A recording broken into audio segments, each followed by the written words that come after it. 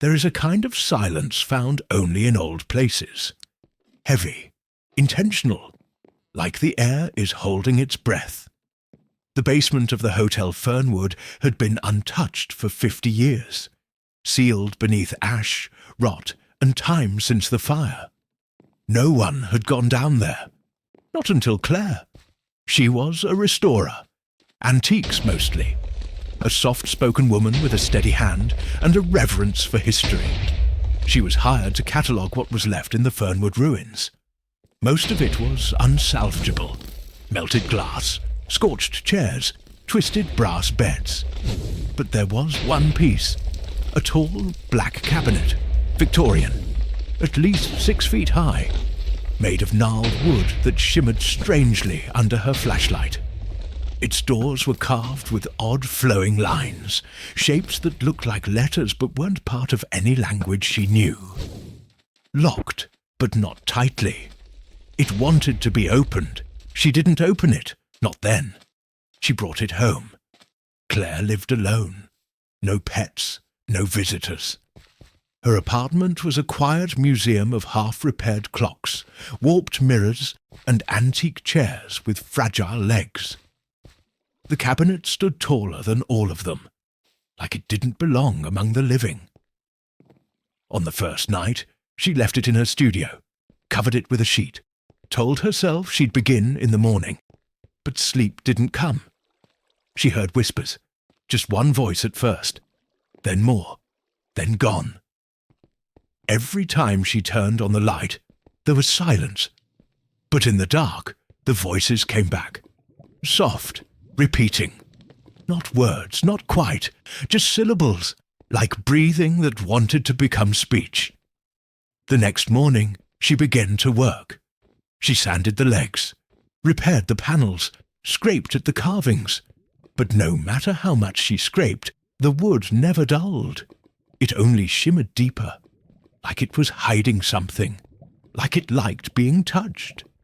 Inside, she found nothing. No shelves, no hooks, just hollow blackness. But when she leaned close, when her breath hit the inner wall, she heard ticking, faint, like a grandfather clock 2 rooms away, but deeper, slower. She checked her tools, her watches. Everything was silent. Only the cabinet ticked. That night she dreamed of a hallway. Long, endless. Doors on either side, all sealed, except one. It opened toward her. She stepped inside. The cabinet was there, waiting. She woke with sawdust on her hands. She hadn't touched it since the morning. She tried to avoid it. She stacked boxes in front of it, moved it to the hallway. But the cabinet always returned, always standing in the same spot in her studio, as though she'd never moved it at all. One morning, she found it in her bedroom, just standing there in the corner, like a guest who had been waiting for her to wake. Its door was open. She didn't remember opening it. Inside was a single object, a bone, small, child-sized. Claire called the police. They came. They searched. They found nothing. No bone, no symbols, no ticking. They smiled politely, left a card, told her to get some rest. She didn't sleep that night. Not because she was afraid, because someone whispered her name from inside the cabinet. She began hearing things when she was awake. The layout of her apartment began to shift. The hallway seemed longer than it should be. A closet door appeared where none had been. The ceiling in her kitchen sloped unnaturally low. She blinked, and the floor rippled.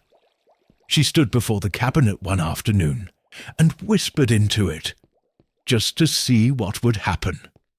It whispered back. Over the next few days, the food in her fridge rotted. Milk turned black. Fruit pulsed with tiny holes. The lights flickered when she walked past the cabinet. The clocks in her studio stopped ticking. The cabinet, however, ticked louder. She stopped going outside, stopped answering her phone. Her reflection grew pale. Her nails darkened. The cabinet taught her the symbols on its doors. She traced them at night, over and over. They weren't letters, they were names. Long, deep names with meanings older than language. She began speaking them aloud, just to hear the sound. One night, the apartment filled with a low hum. Her windows fogged. The walls grew damp. The cabinet opened again.